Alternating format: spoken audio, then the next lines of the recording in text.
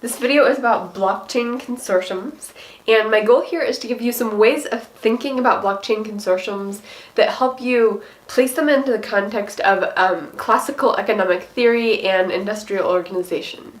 So to begin with, blockchain consortiums are going to be basically platforms where businesses can come together to work together.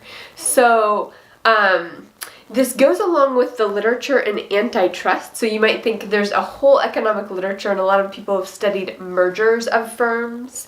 And basically, instead of firms merging together, because of course there's lots of economic benefits from merging, these firms can instead come together and cooperate using a blockchain consortium.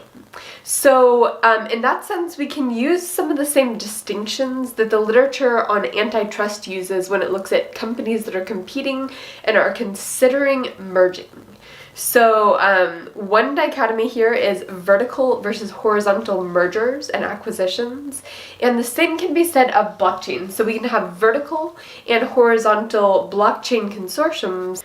So a horizontal blockchain consortium is going to be a consortium where firms that are natural competitors come together to cooperate. So it sounds like an oxymoron. It sounds like if they're competing, these companies normally hate each other's guts, but they have some way that they could benefit by both companies coming together and using a blockchain to sort of navigate the rules between them. And that's going to be a horizontal blockchain consortium. So, I mean, examples here, Office Depot and Staples is a classic example. They serve the same function in the economy. They compete for market share. They really do the same thing. And because they do the same thing, they're on an even playing ground. So they're horizontal firms. If they were to merge, it would be a horizontal merger. And if they were to collaborate using a blockchain consortium, this would be a horizontal blockchain consortium. And same thing, Apple and Samsung do the same thing, Target and Walmart. So you get the idea. This is where firms that are normally competitors filling the same role in the market come together to cooperate. Now, a vertical blockchain consortium, on the other hand, is firms that sell to each other. So there's an upstream and a downstream along this supply chain. For example, the coffee bean farmer sells coffee beans to Starbucks, and Starbucks then sells bags of coffee to grocery stores, such as Cub Grocery. So this is a supply chain with upstream and downstream. Mergers have the same situation. These firms could come together and merge. That would have some efficiencies to it. So this would be a vertical merger if these three companies merged.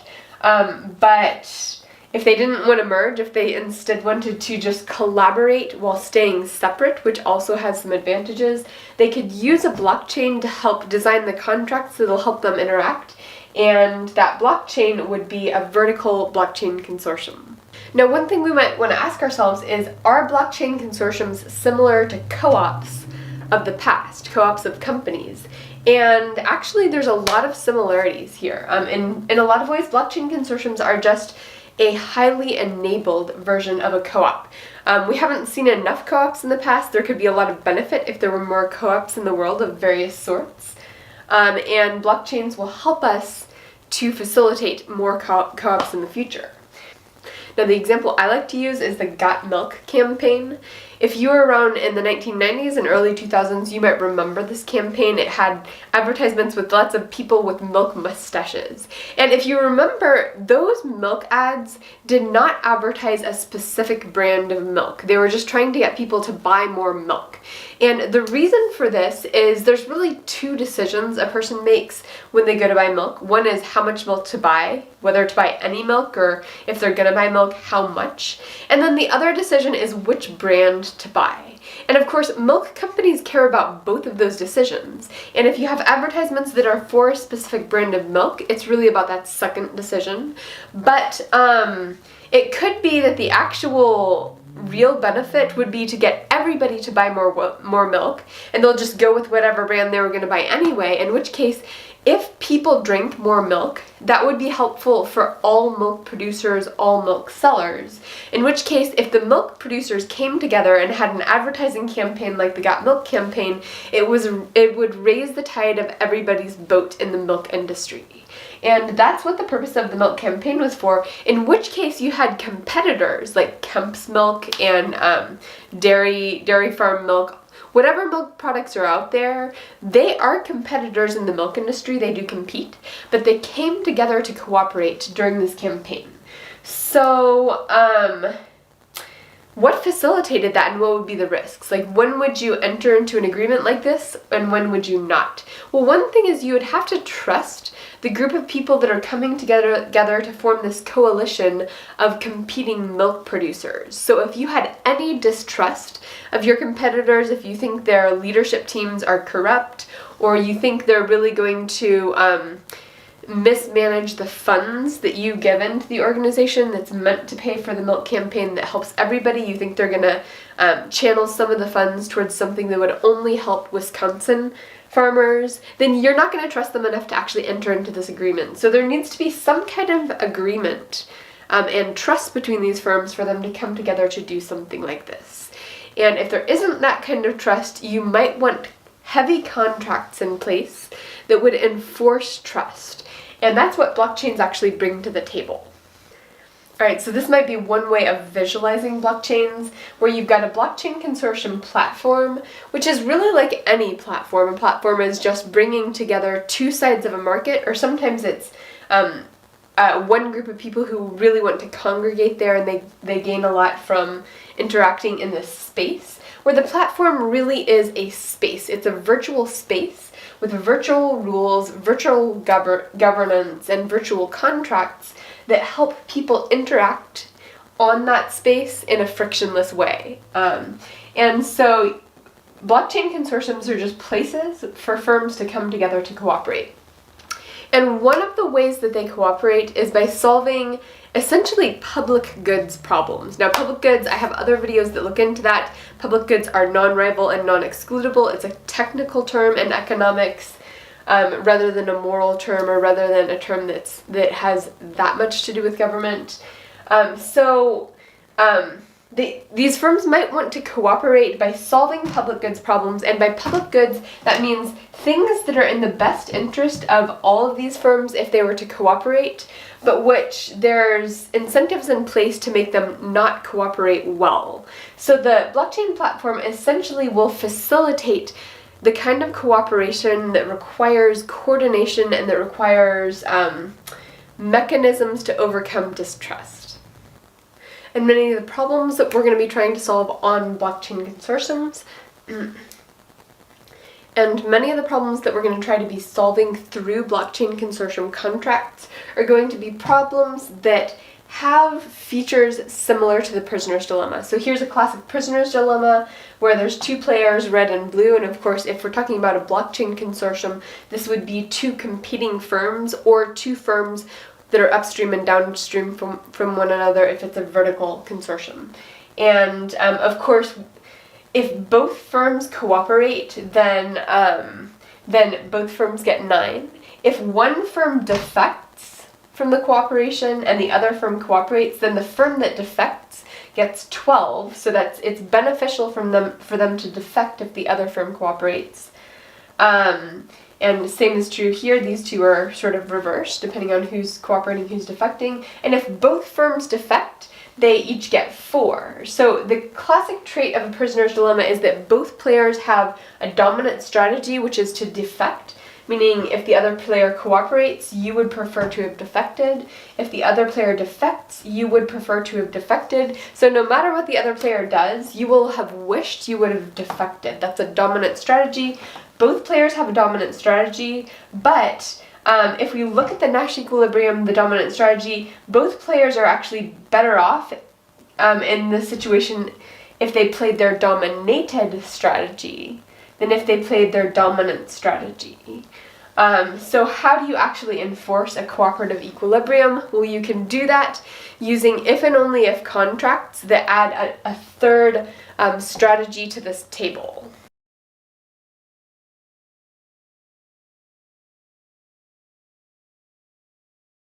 So this is the kind of situation blockchains and automatically executed smart contracts can enable. In addition to the two strategies cooperate or defect, each firm has this additional strategy which is facilitated through a contract on the blockchain platform, and that's cooperate if and only if the other player cooperates, otherwise defect. And both players have this strategy. It adds these extra boxes to the table. And of course now we have two Nash equilibriums. We have the old Nash equilibrium is still there, it still works, it's a no regrets box. But we have this new Nash equilibrium where both people choose to sign the contract, cooperate if and only if my competitor cooperates, in which case we end up at this higher cooperative equilibrium. And of course between these two Nash equilibriums, both players prefer this one. So this is what's going to be facilitated through the blockchain consortiums. And there's both anti-competitive and competitive versions of this that could happen through the blockchain consortium.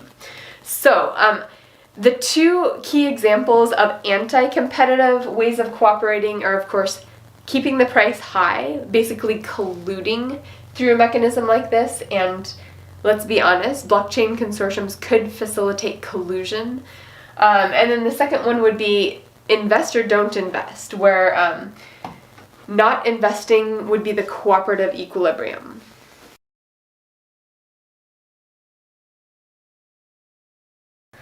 So we have both of these as possible mechanisms for anti-competitive behavior. In the first one, cooperating would be high price, defecting would be low price. In which case, basically both firms, if they both have high prices, they split the market evenly and both players get 9. If one player lowers their price, then everybody flocks to the lower price product. So whoever defected by setting a low price gets all of the customers and the other player gets none. If they both set their price low, then they split the market evenly, except it's a lower amount than if they both set their price high. So this is why the prisoner's dilemma does represent this high price versus low price in an oligopoly, and that could be facilitated if these two firms went to a blockchain and had some, I'll keep my price high if and only if the other player does, in which case they can end up at this equilibrium where they both have their price high, and that is no good. And the same exact situation is true when we're talking about investment in innovation. Basically, in that situation, the cooperate equilibrium is to not invest. In which case, the players would like to keep their share of the market without having to pay scientists and innovators to come up with new products. That would be great if they could just keep the equilibrium as it is, because those things are expensive. But of course, if one competitor invests in innovation, then once that innovation pays off, a couple years down the road, everybody's going to flock to the company that innovated, and the company that didn't innovate will be left with nothing. If both groups invest in innovation, they're both having to pay their scientists, they're having to pay the engineers and creative people to innovate. So they still split the market, but down the road, they're splitting the market. They didn't lose ground, but they're having to pay all these people who innovate. So the cooperative equilibrium would be no investment from either firm, no innovation. The uncooperative equilibrium, which is the Nash equilibrium, would be to invest in innovation. And of course, as a society, we really like this equilibrium where both players invest. But you could imagine a collusive blockchain that would help these players say, okay, I will not invest as long as the other player doesn't invest. But if the other player invests, then I'm going to invest, in which case we could end up with an equilibrium that is both players not investing in innovation, which is anti-competitive. So that's the bad news, but there's good news too, which is that the same structure can be used for good. So let's look at that. Okay, the first and best example of this is that competitors can come together to invest in a shared infrastructure that both players will use, or that all players who are involved in the industry might use. And one example of this, of course, is self-driving car data.